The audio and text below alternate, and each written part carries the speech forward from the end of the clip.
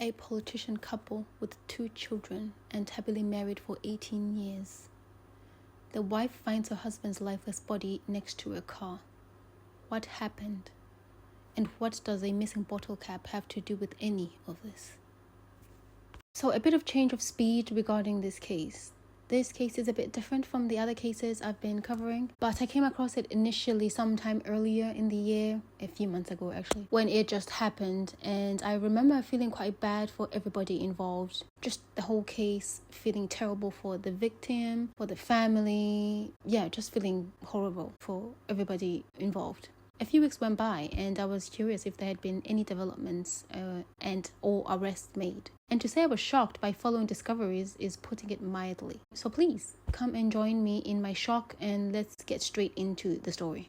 We are in Karnataka, a state in the southwestern region of India, and we are in the Bengaluru area/region. On June 24th of this year, 2025, a vehicle is found near the Kanva Dam/reservoir. When the witness gets closer, they discover there's a person, a man slumped beside a car, with a missing shoe and a bottle next to him.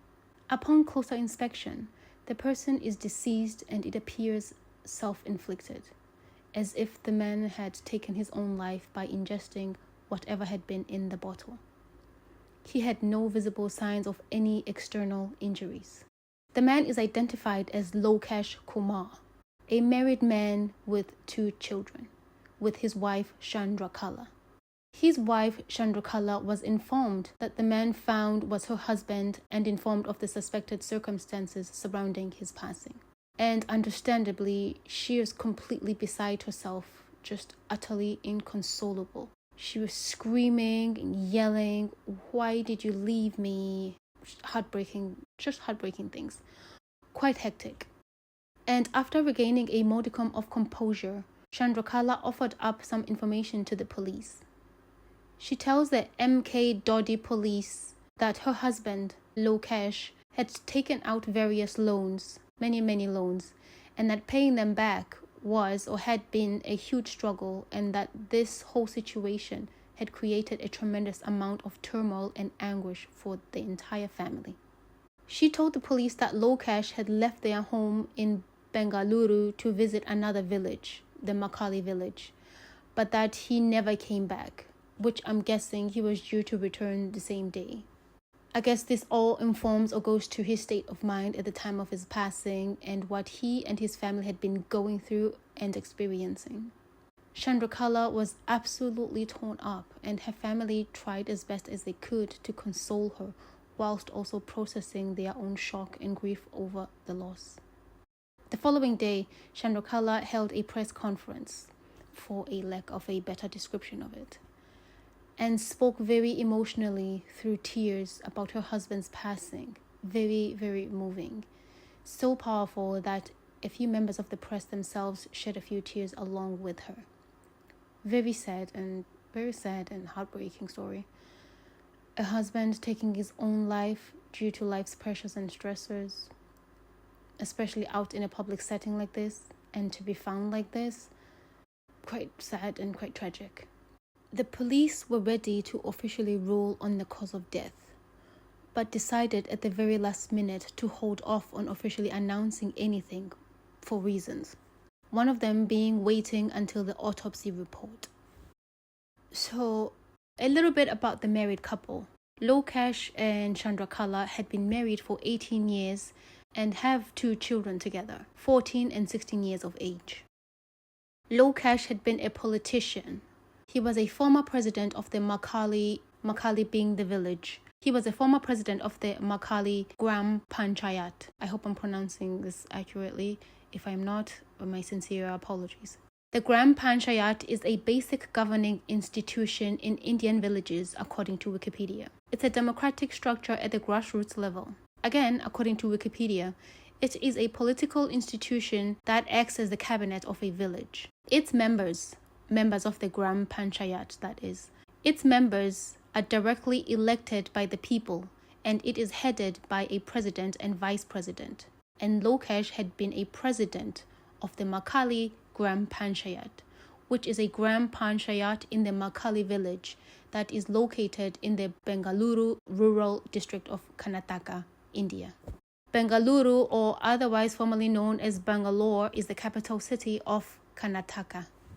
And Lokesh had helped his wife, Chandrakala, with her political aspirations and had helped her win the Makali Gram Panchayat elections twice. And she's still a member at the time of all of this occurring in the MK Dodi area that she frequented or quite often visited for work or Panchayat meetings, which would explain why she was present at the scene and had been in the area when Lokesh's body was found.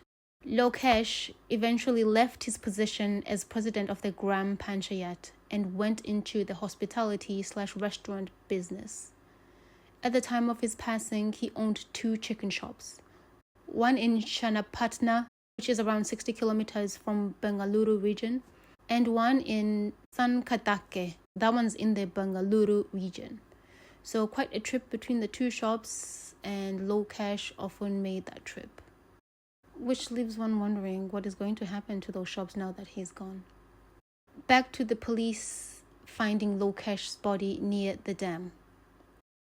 One of the main reasons the police held back from announcing the cause of death was because of what was found at the scene, or more like what was not there. A shoe and a lid. The 2 inspectors going over and observing the crime scene, they couldn't shake a couple of niggling questions. 1. Lokesh only had 1 shoe on when found. Where was his other shoe? Why would he take his own life with only 1 shoe on? It made no sense. Secondly, there was no bottle lid found anywhere for the bottle containing whatever Lokesh ingested at the scene. Where could the lid have gone? A man about to take his own life. If he drank the poison and left the bottle next to him, where's the lid? These led to some unanswered questions. As the police were still pondering the 2 questions regarding Lokesh's passing, they were approached by Lokesh's father, and he had a sit up and pay attention kind of claim. He tells the police that his daughter-in-law, Chandrakala, is responsible for her own husband's death. He goes on to say, not all was well with the couple, so much so that while Chandrakala was living and residing in Bengaluru, his son, Lokesh, was not and had not been, and would once or twice per week visit her, and I presume to see their children. And again, that's based on another assumption that their children remained with their mother.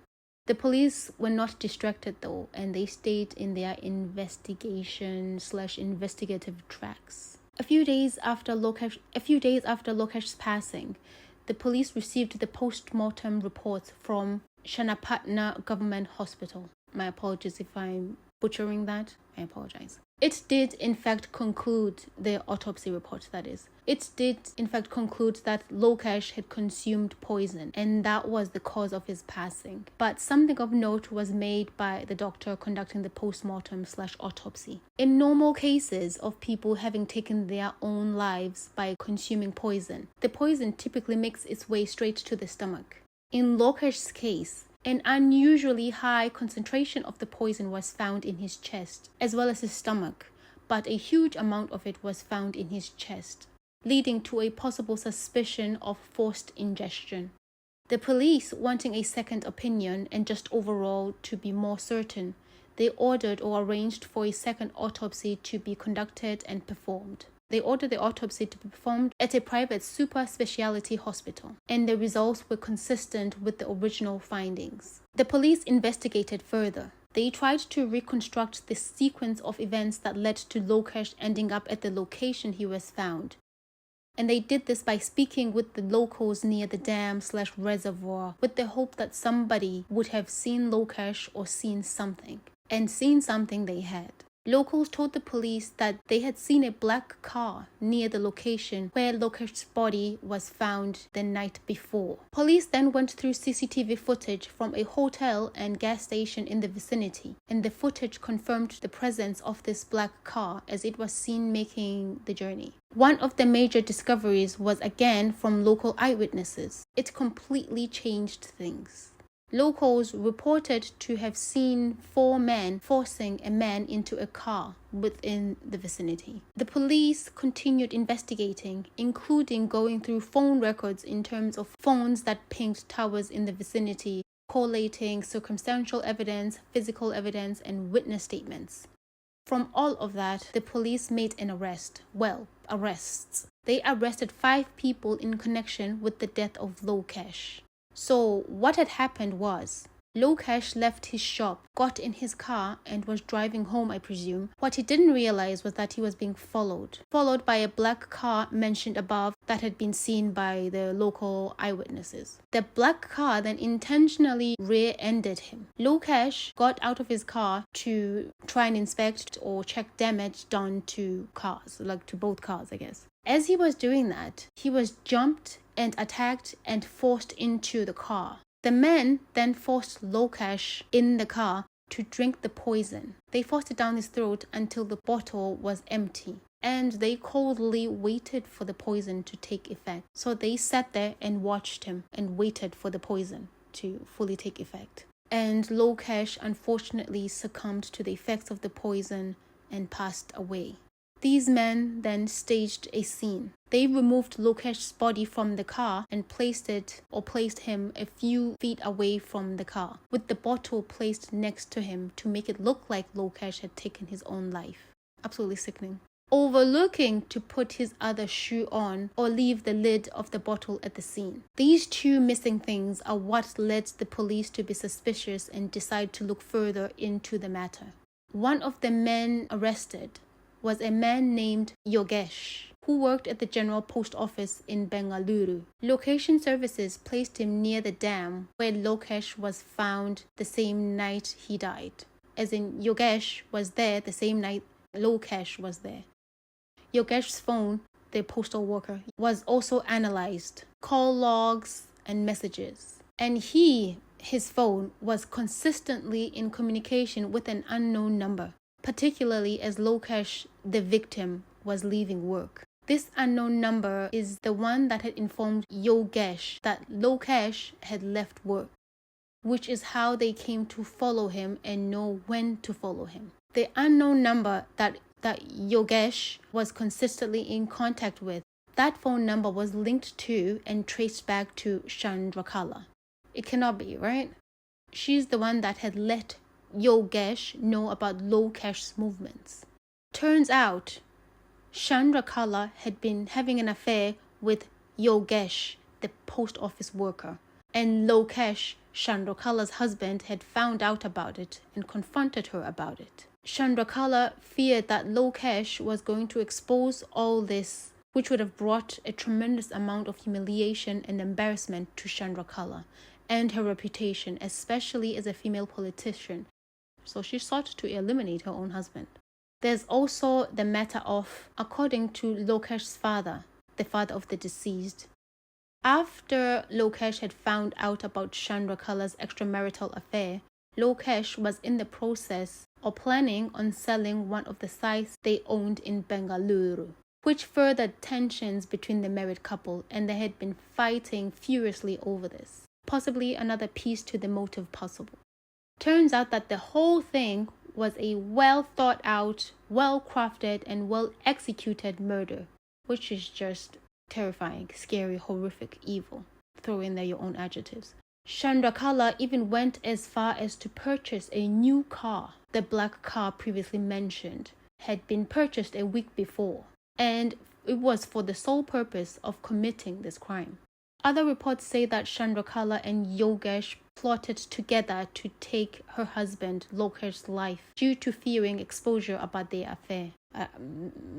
Maybe, probably. I think that lady was trying to get that man killed, regardless of who did it. As reportedly, she had initially paid an unknown person to carry out this crime, but they took the money and ran with it. So she had been trying, allegedly. No divorce or anything? The police arrested Chandrakala and Lokesh for conspiring to take Lokesh's life, along with 3 other accomplices that had assisted at a price, that had assisted Lokesh that day. And the couple reportedly confessed to committing the crime. upon their arrest. That man did not need to die. I genuinely did not see that coming, that she would have orchestrated all of this. Like, I really, really did not see. I was shocked. I was absolutely shocked that it turns out she was responsible for this. That's absolutely crazy to me, that the only solution that she had for all of this is murder. That's crazy. That's crazy work. I guess she didn't even want to consider ending the affair. That wasn't an option. Ending the affair, divorce, separating, none of those. The answer, murder. Like, that's the only solution. The only answer here is murder. No, I'm not with you, sis. Their children, I cannot imagine the pain and heartbreak they are going through. Their lives have been turned upside down. I really hope that they find some sort of peace. Rest in peace, Mr. Lokesh. And thank you for listening and or watching.